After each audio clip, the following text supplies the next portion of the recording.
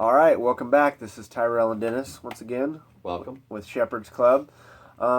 First thing I want to, the whole topic of this video is going to be on what's most important. Now, I'm not talking about what's the most important thing in your life, because to me that would be your relationship with Christ, but what's your most important thing in a survival situation in general. So, I don't know if you watched a lot of survival movies or you've seen this, Red Dawn, or here's the new one. One thing if you notice whenever you watch these videos is they've got guns, they've got ammo, and you see a whole lot of running through the woods and shooting and fighting and taking over when Russia attacks or North Korea or who be it.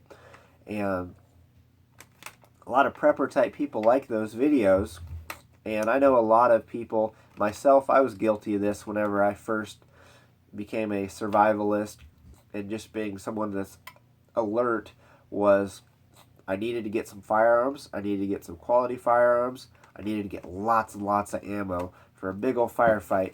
Well, there's other things that are much more important than that, and we're going to talk about that. Yeah. Yeah.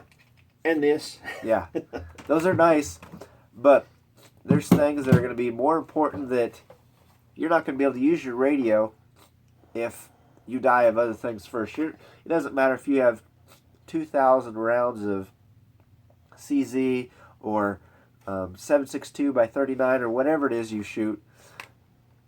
If you don't have your essentials, shelter, water, food, if you don't have these certain essentials, it doesn't matter what other stuff you have prepared for you. You're not going to last. So, I like the Red Dawn movies, but sorry, we're not going to talk about those today. The first thing, which is the most important thing, before we shot this video, Mr. Dennis, he joked about air. Yes, obviously, we need to make sure we can breathe. We need to dig yourself out under the rubble. Make sure you're breathing. Yes, that's the definite. But after that, what's the most important thing? Food, water, right? That's what most people think. Water. That's what most people think. Water. You watch the shows, Survivor Man or whatever these shows are. You know, they drop somebody out in the woods and they've got to survive. First thing you keep talking about, I got to find water. I got to have my water. Mm-hmm. I'll let you go with that, Mr. Welch.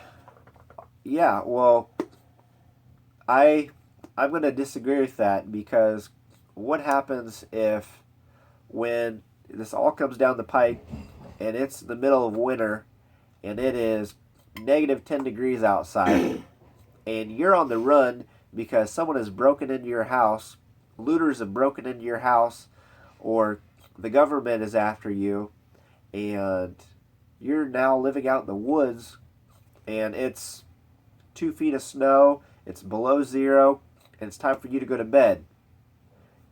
I mean, yeah, you may be able to last a few days without water, but hypothermia is going to kick in quick. There's a lot more important things, which is shelter.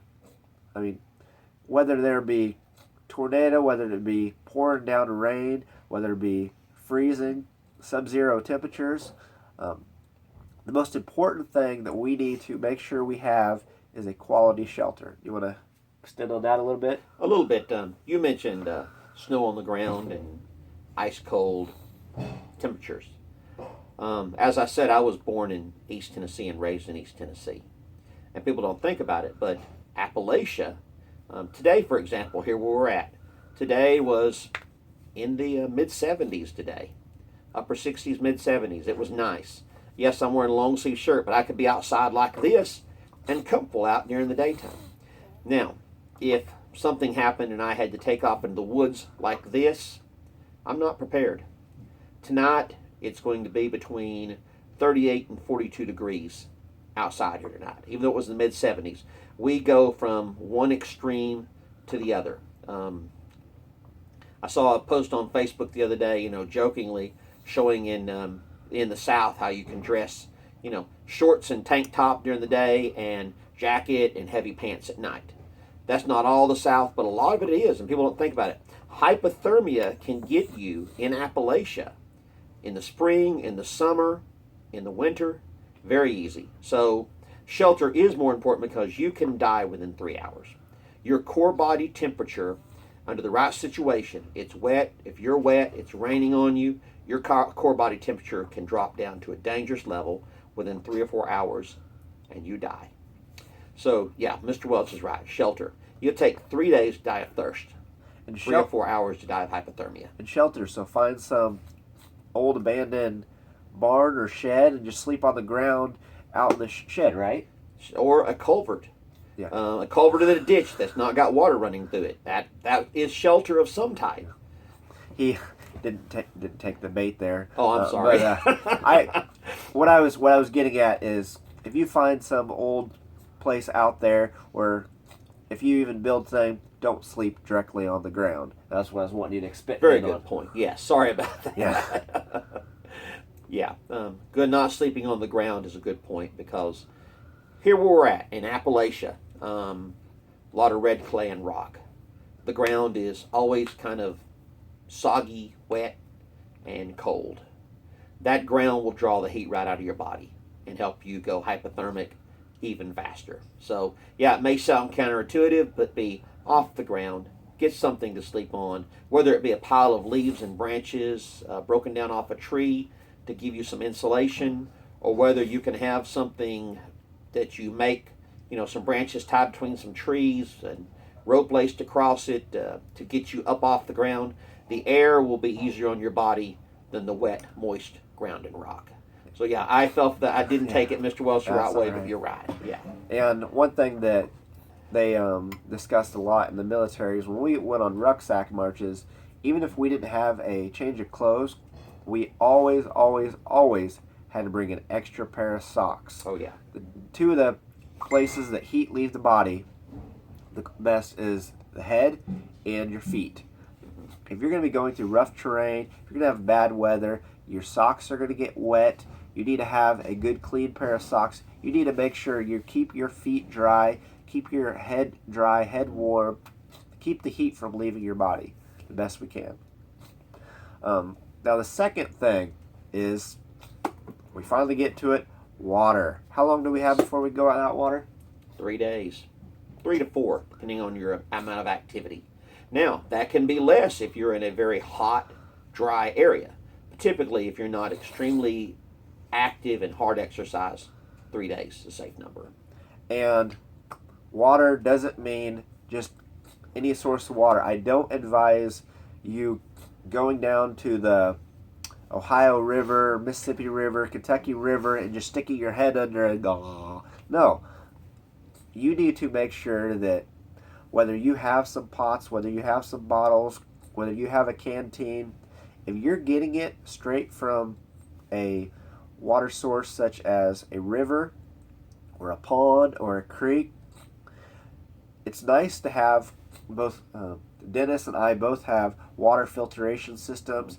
We have for mass jugs of water that water can come through and it's filtered good. You can get the Berkey system online, or I like to go through the Sawyer water filters and water bottles. They work great. They're going to filter more gallons of water than you're going to use. Yeah, always try to filter your water. If not filter, boil it. Because just as you can die from the lack of water, you can drink contaminated water and get stomach illnesses, which mean vomiting and diarrhea, which you can drink then all kinds of other dirty contaminated water, but you're going to die of dehydration because you can't keep it in. So make sure your water's filtered or boiled in some way before you drink most any water source. Now, my first thing that I would say to you is if you have the money and you have the time, get on Amazon and look up a Berkey filter. You can get mass quantities of water filtered at once. Or if you don't have quite that much money, you could go to something smaller scale, like whether I'm not a big fan of the lice straws. They do work, but you really have to suck to get that water out through there. Sawyer has some good water filtration systems. They don't cost quite as much. But another thing is, if you do not have the money, you do not have the means, I would say boiling your water. Repeat, please. This is talking right now. But if we don't have any type of water filtration systems, you need to make sure we, at the very least, boil your water. How long? Tell us a little about boiling your water.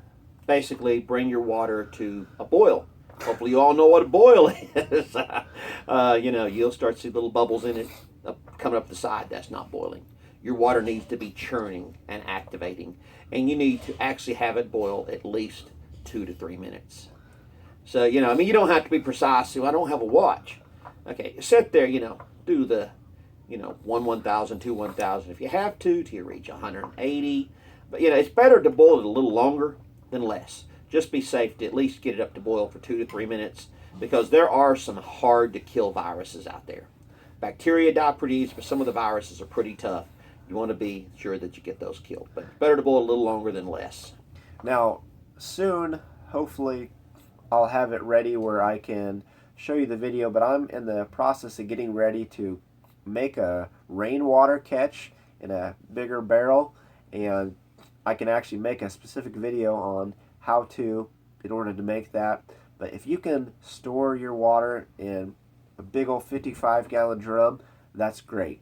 If you have to settle for 5-gallon buckets, whatever you need, water is an essential. Go to the store. You go to Walmart, you can get 26, 28 pack of water for $3-4. There's no reason why you shouldn't have water on hand at your house at all times. Yes. Now, the third thing is food. How long can we go without food? Basically 30 days. Some of you, like me, might make it more than 30 days. Not going to be comfortable. Right? And what are some of the foods that have, this is one important thing we need to check for, high shelf life. Some of the foods with high shelf life, some of the things that be good protein and good sources for fuel. I think immediately honey, indefinite shelf life. Rice, they've got great shelf life. Peanut butter, a lot of protein, good shelf life. Beans, whether it be pinto beans, your small red beans like you would typically have in your chili, or any other type of beans, rice, beans. Affirmative, that is correct. Rolled oats, just different kinds of grains. They work great for just food storage, and I'm going to be doing I'll be available if you need soon me. here, Over. hopefully within the next week or so, a actual food storage video on how to store your food. But if you think of the other good foods for food storage, something to throw in here right quick.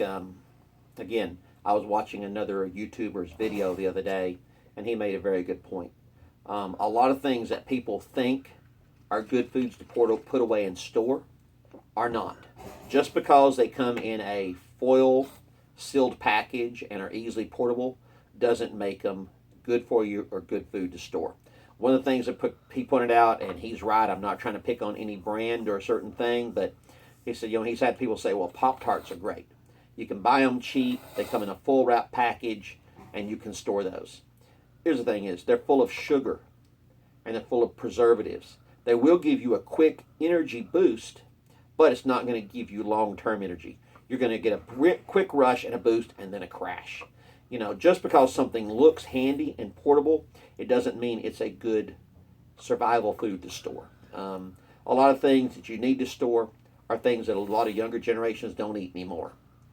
And that's going to be a hard one to think about, but as Mr. Welch was saying, things that are good protein sources and good fiber sources that have been kept by mankind for all of history is what you be looking at. Not Pop-Tarts, not Twinkies, even though Twinkies supposedly survived nuclear war. Yeah, I want to get in that. I've heard that Twinkies got indefinite shelf life. No, I'm going to debunk that. They do not have an indefinite shelf life. I do not encourage you to stockpile Twinkies. Once again, full of sugar, full of all this extra added stuff. You are not going to survive on Twinkies. Don't even consider it. Just forget it now.